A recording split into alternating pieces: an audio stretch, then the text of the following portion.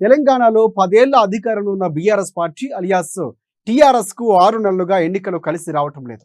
గతంలో ఎన్నికలు ఏవైనా విజయం బీఆర్ఎస్దే అనేలా ఫలితాలు వచ్చేవి. దీంతో ఆ పార్టీ అధినేత కేసీఆర్, కేటీఆర్లకు తాము ఏం చెప్పినా ప్రజలు వింటారు, తాము ఏం చేసినా ప్రజలు నమ్ముతారు, ప్రజలకు తామే ప్రభువులం, తెలంగాణకి తామే దిక్కు అనేలా వ్యవహరించారు. దీంతో అసెంబ్లీ ఎన్నికల్లో బీఆర్ఎస్ను ఓటమితోనే దెబ్బకొట్టారు. తెలంగాణ ప్రజలు ఇక తాజాగా లోక్సభ ఎన్నికల్లో కారు కనిపించకుండా పోయింది. దీంతో ఆ పార్టీ ఉనికి ఇప్పుడు ప్రమాదంలో పడే పరిస్థితి నెలకొంది.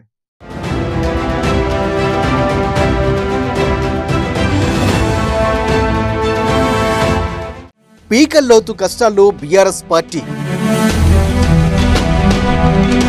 కారు పార్టీని కంటి మీద కునుకు లేకుండా చేస్తున్న ఫలితాలు. అసెంబ్లీ లోక్సభ ఎన్నికల్లో బీఆర్ఎస్ ఘోర పరాజయం. కేసీఆర్ ఆశలపై నీళ్లు చల్లిన ఓటర్లు. మెదక్ పార్లమెంటులో ఊహించని షాక్.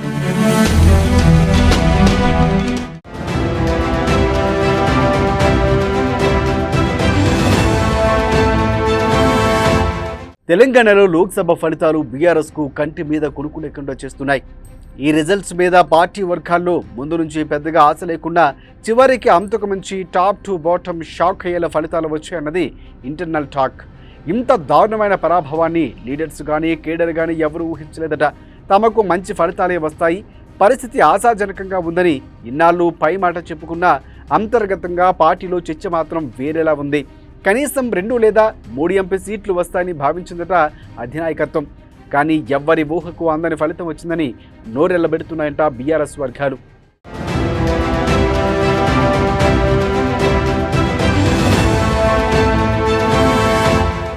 ఏ సీటు ఎలా పోయినా మెదక్ ఎంపీని మాత్రం ఖచ్చితంగా గెలుస్తామని అనుకున్నారు బీఆర్ఎస్ ముఖ్యులు.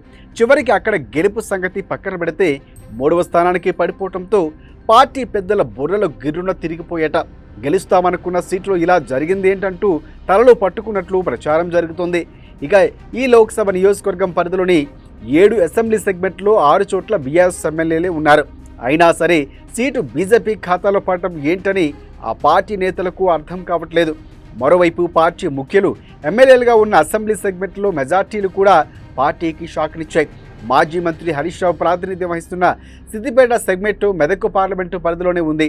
ఇక్కడ హరీష్ రావుకు ఉన్న పట్టు, ట్రాక్ రికార్డు దృష్ట్యా ఎంపీ సీటు గెలుచుకోవడానికి ఈ సెగ్మెంట్లోనే వచ్చే మెజార్టీ చాలని లెక్కలేసుకున్నారట.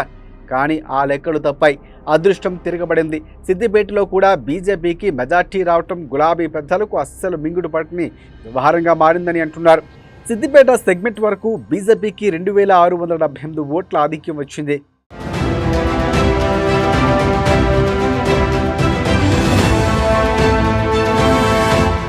ఇక మెదక్ పార్లమెంటు పరిధిలోని మరో కీలక అసెంబ్లీ నియోజకవర్గం గజ్వేల్. బీఆర్ఎస్ అధ్యక్షుడు కేసీఆర్ ప్రాతినిధ్యం వహిస్తున్న గజ్వేల్లో కూడా ఆ పార్టీకి 20,000 లోపు ఆధిక్యం మాత్రమే వచ్చింది.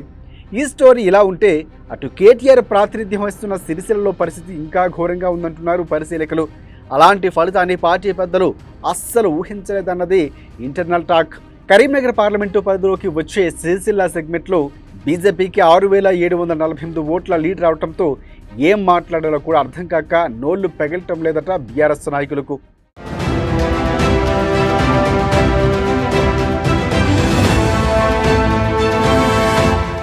పార్టీ పరంగా త్రిమూర్తుల్లాంటి కేసీఆర్, కేటీఆర్, హరీష్ రావు ముగ్గురు ముఖ్య నేతల అసెంబ్లీ నియోజకవర్గాల్లోనే అలాంటి ఫలితాలు కనిపించడంతో ముందు పరిస్థితి ఇంకెలా ఉంటుందోనన్న ఆందోళన ఇప్పుడు బీఆర్ఎస్ పార్టీలో నెలకొంది. ఫలితాలపై కేటీఆర్ ఎక్స్ మెసేజ్ పెట్టడమే తప్ప మీడియా ముఖంగా స్పందించేందుకు నాయకులెవరూ ముందుకు రాకపోవడాన్ని బట్టే లోపల వాతావరణాన్ని ఊహించుకోవచ్చు.